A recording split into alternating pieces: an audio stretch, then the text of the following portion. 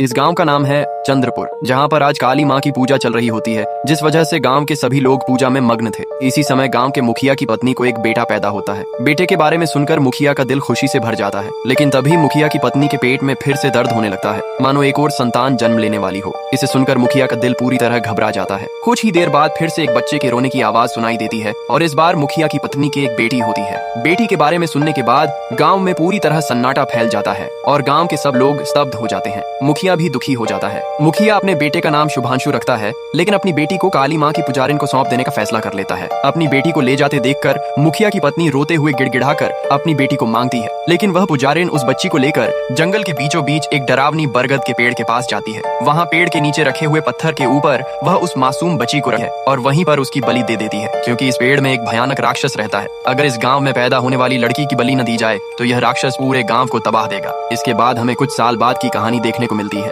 जहां अम्मी कुछ बच्चों को पढ़ा रही होती हैं। तभी वहां शुभांशु आता है। दरअसल अम्मी शुभांशु की पत्नी होती हैं और उनकी एक बेटी भी होती है जिसका नाम स्वाति होता है। वे लोग अपने गांव से छुपकर यहाँ रह रहे होते हैं। स्वाति उन्हें बताती है कि आज स्कूल में क्लास टीचर ने सब बच्चों को अपने अपने गांव जाकर एक पुरानी कहानी ढूंढ कर लाने को कहा है, और स्वाति यह भी बताती है कि जिसकी कहानी सबसे बेस्ट होगी उसे अवार्ड मिलेगा। लेकिन शुभांशु और अम्मी उसे गांव जाने से मना कर देते हैं और कहते हैं कि हम शिमला चलते हैं, वहाँ का नजारा बहुत अच्छा होता है। ये सुनकर स्वाति नाराज हो जाती है। रात को शुभांशु और अम्मी एक दूसरे से बात करते हैं और स्वाति को सब कुछ सच बताने का फैसला करते हैं। लेकिन तभी शुभांशु के पास गांव से एक कॉल आता है। कॉल पर उसे पता चलता है कि उसके पिता अब नहीं रहे। ये खबर सुनकर शुभांशु बहुत दुखी हो जाता है। वह अंदर से पूरी तरह टूट जाता है और बिना किसी को कुछ बताए उसी रात अकेले ही अपने गांव के लिए निकल जाता है।